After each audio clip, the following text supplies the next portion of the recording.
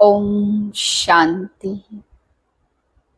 मैं अनासक्त आत्मा हूँ, देह से न्यारी, विदेही, सर्व पदार्थों की आसक्ति से न्यारी अनासक्त आत्मा हूँ। 5/8/2024 के महावाक्य हैं। ओम शांति। आज बाबा हम बच्चों को समझा रहे हैं, बच्चे जब तक ब्रह्मा के नहीं बनेंगे तो ब्राह्मण नहीं कहला सकते, और ब्राह्मण नहीं बनते तो बाबा ने कहा डायरेक्ट देवता नहीं बन सकते, क्योंकि शूद्र से पहले ब्रह्मा का बच्चा ब्राह्मण बनना पड़े, ब्राह्मण कुल की धारणाओं को अपनाना पड़े, तब देवता बने। फिर बाबा आज समझा रहे, जो बच्चे सर्विस करते हैं, सबूत लाते हैं, अनेकों को आप समान बनाते हैं, उन बच्चों को कहेंगे फूल बच्चे। बाकी बाबा कहते फूल नहीं कह सकते, क्योंकि जब आप समान नहीं बनाते तो उनको फूल नहीं कहा जाता। खुद फूल बने हैं तभी दूसरों को भी फूल बनाएंगे। फिर बाबा समझा रहे, कोई भी पदार्थ के प्रति अगर विचलित होता है मन, तो बाबा कहते ये आसक्ति है। आसक्ति वाले बाप के प्यारे नहीं बन सकते हैं। सर्व प्रकार की इच्छाओं से जब परे होते तब स्वयं बाप के प्यारे बनते। फिर बाबा आज समझाते कि तुम सबको पैगाम दे दो कि स्वर्ग का उद्घाटन करने वाला स्वयं परम पिता परमात्मा आ चुका है, वह पावन बना रहा है, अब तुम पावन बनो।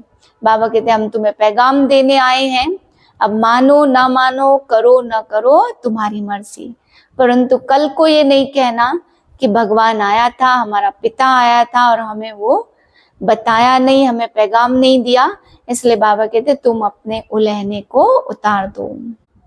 मीठे बच्चे, तुम्हारे में ऑनेस्ट वह है जो सारे यूनिवर्स की सेवा करे, बहुतों को आप समान बनाए, आराम पसंद ना हो। प्रश्न, तुम ब्राह्मण बच्चे कौन से बोल कभी भी बोल नहीं सकते हो?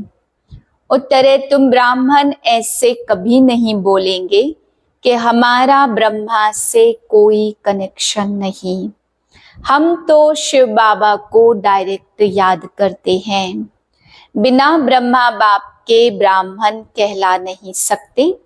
जिनका ब्रह्मा से कनेक्शन नहीं, अर्थात जो ब्रह्मा मुख वंशावली नहीं, वह शूद्र ठहरे। शूद्र कभी देवता नहीं बन सकते। ओम शांति। रूहानी बाप बैठ समझाते दादा के द्वारा। बच्चे म्यूजियम अथवा प्रदर्शनी का उद्घाटन कराते हैं, परंतु उद्घाटन तो बेहद के बाप ने कब से कर लिया है। अब यह शाखाएं अथवा ब्रांचेज निकलती रहती हैं। पाठशालाएं बहुत चाहिए ना। एक तो है यह पाठशाला जिसमें बाप रहते हैं, इसका नाम रखा है मधुबन। बच्चे जानते मधुबन में सदैव मुरली बजती रहती है। किसकी? भगवान की। अब भगवान तो है निराकार, मुरली बजाते हैं साकार रथ द्वारा, उनका नाम रखा है भाग्यशाली रथ। यह तो कोई भी समझ सकते हैं, इसमें बाप प्रवेश करते हैं, यह तो तुम बच्चे ही समझते हो। और तो कोई न रचता को न रचना के आदि मध्य अंत को जानते हैं। सिर्फ बड़े आदमी गवर्नर आदि हैं तो उनसे उद्घाटन कराते हैं। यह भी बाबा हमेशा लिखते रहते कि जिनसे उद्घाटन कराते हो उनको पहले परिचय देना है। बाप कैसे नई दुनिया स्थापन करते हैं, उनकी यह ब्रांचेज खुल रही है। कोई न कोई से खुलवाते हैं ताकि उनका कल्याण हो जाए। कुछ समझे कि बरोबर बाप आया हुआ है, ब्रह्मा द्वारा स्थापना हो रही है, विश्व में शांति के राज्य की व आदि सनातन देवी देवता धर्म की उनका उद्घाटन तो हो चुका है। अभी यह ब्रांचेज खुल रही हैं। जैसे कि बैंक की ब्रांचेज खुलती हैं तो बाप को ही आकर के नॉलेज देनी है। यह नॉलेज परमपिता परमात्मा में ही रहती है, इसलिए उनको ही ज्ञान का सागर कहा जाता। रूहानी बाप में ही रूहानी ज्ञान है जो आकर रूहों को देते हैं, समझाते हैं, हे बच्चों, हे आत्माओं, तुम अपने को आत्मा समझो। आत्मा नाम तो कॉमन है ना, महान आत्मा, पुण्यात्मा, पापात्मा कहा जाता, तो आत्मा को परमपिता परमात्मा ही समझा रहे हैं। फिर सतो प्रधान नई दुनिया में आना है। बाप क्यों आएंगे? जरूर बच्चों को वर्षा देने के लिए। बिगर मनुष्यों के तो दुनिया होती नहीं, तो नई दुनिया में देवी देवताओं का राज्य था, जिसकी अब फिर से स्थापना हो रही है। अभी तुम बच्चे शूद्र से ब्राह्मण बने हो, फिर तुमको ब्राह्मण से देवता बनाने आया हूं। तुम यह सुना सकते हो कि बाप ऐसे समझाते हैं। तुम नई दुनिया में कैसे जा सकते हो? अभी तो तुम्हारी आत्मा पतित और विकारी है, सो अब निर्विकारी बनना है। तो जन्म जन्मांतर के पापों का बोझा सिर पर है। पाप कब से शुरू होते? बाप कितने वर्षों के लिए पुण्यात्मा बनाते हैं, यह भी तुम बच्चे अभी जानते हो। 21 जन्म तुम पुण्यात्मा रहते हो और फिर तुम पापात्मा बनते हो। जहां पाप होता वहां दुख ही होगा। पाप कौन से हैं वह भी बाप बतलाते। एक तो तुम धर्म की अति ग्लानि करते हो, कितने तुम पतित बन गए हो। मुझे बुलाते आए हो, हे पतित पावन आओ, सो अब मैं आया हुआ हूँ। पावन बनाने वाले बाप को तुम गाली देते, ग्लानि करते हो, इसलिए तुम पापात्मा बन पड़े हो। कहते भी है, हे प्रभु, जन्म जन्मांतर का पापी हूँ, आकर के पावन बनाओ। तो बाप समझाते, जिसने सबसे जास्ती जन्म लिए हैं उनके ही बहुत जन्मों के अंत में मैं आकर प्रवेश करता हूँ। बाबा बहुत जन्म किसको कहते? बच्चे 84 जन्मों को। जो पहले पहले आए वही 84 जन्म लेते हैं। पहले तो यही लक्ष्मी नारायण आते हैं। यहाँ तुम आते ही हो नर से नारायण बनाने के लिए। कथा भी सत्य नारायण की सुनाते। कब राम सीता बनने की कथा सुनाई है किसी ने? उनकी ग्लानि की हुई है। बाप बनाते ही हैं नर से नारायण और नारी से लक्ष्मी, जिनकी कभी कोई निंदा नहीं करते। बाप कहते, मैं राजयोग सिखलाता हूँ। विष्णु के 2 रूप यह लक्ष्मी नारायण है। छोटेपन में राधे कृष्ण है। यह कोई भाई बहन नहीं, अलग अलग राजाओं के बच्चे थे। वह महाराज कुमार और वह महाराज कुमारी, जिनको स्वयंवर के बाद लक्ष्मी नारायण कहा जाता। यह सब बातें कोई मनुष्य नहीं जानते। कल्प पहले यह सब बातें जिनकी बुद्धि में बैठी होंगी उनकी ही बुद्धि में बैठेंगी। इन लक्ष्मी नारायण राधे कृष्ण आदि सबके मंदिर हैं। विष्णु का भी मंदिर है, जिनको नर नारायण का मंदिर कहते हैं। और फिर लक्ष्मी नारायण का अलग अलग मंदिर भी है। ब्रह्मा का भी मंदिर है, ब्रह्म देवताए नमः, और फिर कहते शिव परमात्माए नमः। वह तो अलग हो गया ना। देवताओं को कभी भगवान थोड़ी कहा जाता।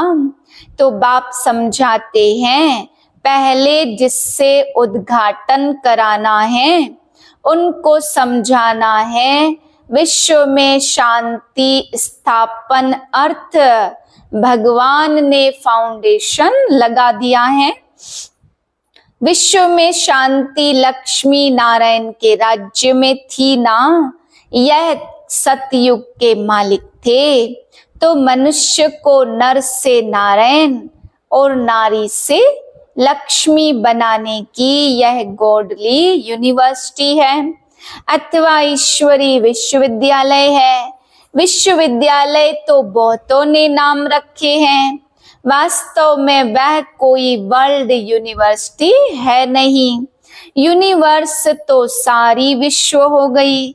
सारे विश्व में बेहद का बाप एक ही कॉलेज खोलते हैं। तुम जानते हो विश्व में पावन बनने की विश्वविद्यालय केवल एक ही है जो बापा कर स्थापन करते। हम सारे विश्व को शांति धाम और सुख धाम में ले जाते, इसलिए इसको कहा जाता ईश्वरीय विश्वविद्यालय। ईश्वर आकर सारे विश्व को मुक्ति, जीवन मुक्ति का वर्षा देते। कहाँ बाप की बात और कहाँ यह सब कहते रहते यूनिवर्सिटी। यूनिवर्स अर्थात सारी दुनिया को चेंज करना, यह तो बाप का ही काम है। हमको यह नाम रखने नहीं देते और गवर्नमेंट खुद रखती है। यह तो तुमको समझाना है, वह भी पहले तो नहीं समझाएंगे। बोलो, हमारा नाम ही है ब्रह्मा कुमार कुमारियां। इनका ब्रह्मा नाम ही तब पड़ा है जब बाप ने आकर के रथ बनाया। प्रजापिता नाम तो मशहूर है ना, वह आया कहाँ से? उनके बाप का नाम क्या है? ब्रह्मा को देवता दिखाते, देवताओं का बाप तो जरूर परमात्मा होगा ना। वह है रचता और ब्रह्मा को कहेंगे पहली पहली रचना। उनका बाप है शिव बाबा। वह कहते मैं इसमें प्रवेश कर इनकी पहचान तुमको देता हूँ। तो बच्चों को समझाना है यह ईश्वरीय म्यूजियम है।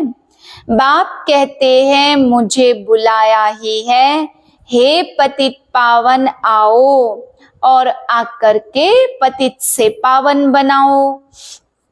अब हे बच्चों, हे आत्माओं, तुम अपने बाप को याद करो तो पतित से पावन बन जाएंगे। मन मना भाव यह अक्षर तो गीता के ही है। वह पतित दुनिया में श्री कृष्ण तो आ न सके। पतित दुनिया में तो पतित पावन बाप ही आएंगे ना। अब मुझे याद करो तो पाप भस्म हो जाएंगे। कितनी सहज बात है। भगवानोवाच, अक्षर जरूर कहना है। परमपिता परमात्मा कहते हैं काम महाशत्रु है। पहले निर्विकारी दुनिया थी, अब विकारी दुनिया है। दुख ही दुख है, तो निर्विकारी होंगे तो फिर सुख ही सुख होगा। यह तो समझाना है। भगवान कहते काम महाशत्रु है। पहले निर्विकारी दुनिया थी, अब विकारी है। निर्विकारी होंगे तो फिर सुख ही सुख होगा। तो यह समझाना है भगवानोवाच काम महाशत्रु है, इस पर तुमको जीत पानी है। बाबा नए नए सेंटर्स पर अच्छी अच्छी ब्राह्मणियों और टीचर्स को रखते, इसलिए कि जल्दी जल्दी आप सामान बनाकर फिर और सेंटर्स पर भागना चाहिए। सर्विस को उठाने के लिए देखेंगे कौन कौन ठीक रीति मुरली पढ़कर सुना सकते हैं, समझा सकते हैं, तो उनको कहेंगे अब तुम यहाँ बैठकर क्लास चलाओ। ऐसी ट्रायल कराकर उनको बिठाकर चला जाना चाहिए। और जगह सेंटर जमाने, ब्राह्मणियों का काम है एक सेंटर जमाया और फिर जाकर और सेंटर जमावे। एक एक टीचर को 10-20 सेंटर स्थापन करने चाहिए, बहुत सर्विस करनी चाहिए, दुकान खोलते जाएं, आप सामान बनाकर कोई को छोड़ते जाएं। दिल में आना चाहिए कोई को आप सामान बनाकर तैयार करूं तो और सेंटर भी खुले, परंतु ऐसे ऑनेस्ट कोई बिरले रहते हैं। ऑनेस्ट उसको कहा जाता जो सारे यूनिवर्स की सेवा करे। एक सेंटर खोला, आप सामान बनाया, फिर दूसरे स्थान पर सेवा की। एक ही स्थान पर अटक नहीं जाना चाहिए। अच्छा, किसको समझा नहीं सकते हो तो और काम करो, उसमें देह अभिमान नहीं आना चाहिए। मैं तो बड़े घर की हूं, यह काम कैसे करूं? हमको दर्द होगा, थोड़ा भी काम करने से हड्डी दुखेगी, इसको कहा जाता देह अभिमान। कुछ भी समझते नहीं, औरों की सर्विस करनी चाहिए। जो फिर वह लिखे बाबा फलानी ने हमको समझाया तो हमारी जीवन बन गई। सर्विस का सबूत मिलना चाहिए, एक एक को टीचर बनाना चाहिए। फिर खुद ही लिखे बाबा हमारे पिछाड़ी ढेर संभालने वाले हैं, हमने बहुत आप सामान बनाए, हम सेंटर खोलते जाएं। ऐसे बच्चे को कहेंगे फूल। सर्विस नहीं करेंगे तो फूल कैसे बनेंगे? फूलों का भी बगीचा है तो उद्घाटन करने वाले को भी समझाना चाहिए। हम ब्रह्मा कुमार कुमारियां शूद्र से ब्राह्मण बन देवता बनते हैं। बाप इस ब्राह्मण कुल और सूर्यवंशी चंद्रवंशी कुल की स्थापना करते हैं। इस समय तो सब शूद्र वर्ण के हैं, सतयुग में देवता वर्ण के थे और फिर क्षत्रिय वैश्य वर्ण के बने। बाबा तो जानते हैं, कितनी पॉइंट्स तो बच्चे भूल जाते हैं। पहले पहले ब्राह्मण वर्ण, प्रजापिता ब्रह्मा की औलाद। ब्रह्मा कहाँ से आए? यह ब्रह्मा बैठा है ना। अच्छी रीति समझाना चाहिए। उन्होंने तो लिख दिया भगवानोवाच अर्जुन प्रति। अब अर्जुन कौन था किसको भी पता नहीं है। तुम जानते हो हम ब्रह्मा की औलाद ब्राह्मण हैं। अगर कोई कहते हम तो शिव बाबा के बच्चे हैं, ब्रह्मा से हमारा कनेक्शन नहीं, तो फिर देवता वह कैसे बनेंगे?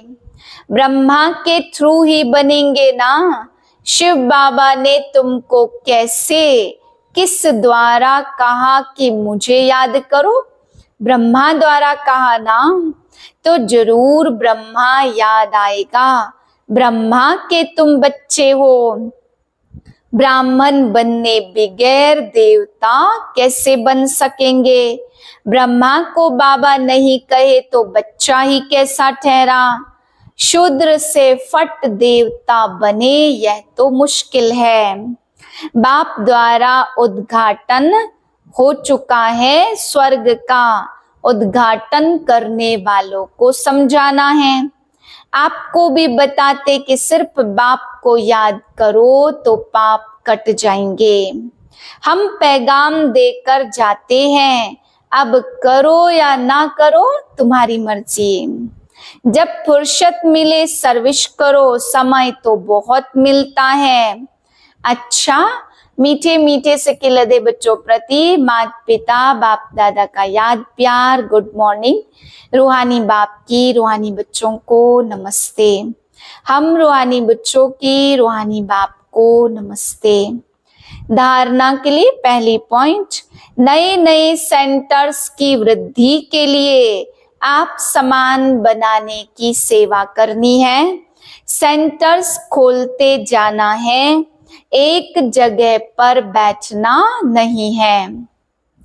दूसरी पॉइंट, फूलों का बगीचा तैयार करना है। हर एक को फूल बनकर दूसरों को आप समान फूल बनाना है। किसी भी सेवा में देह अभिमान न आए। वरदान है, सर्व पदार्थों की आसक्तियों से न्यारे, अनासक्त प्रकृति जीत भाव। अगर कोई भी पदार्थ कर्मेंद्रियों को विचलित करता अर्थात आसक्ति का भाव उत्पन्न होता तो भी न्यारे नहीं बन सकेंगे। इच्छाएं ही आसक्तियों का रूप हैं।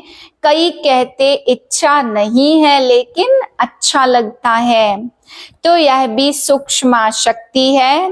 इनकी महीन रूप से चेकिंग करो कि यह पदार्थ अर्थात अल्पकाल सुख के साधन आकर्षित तो नहीं करते हैं।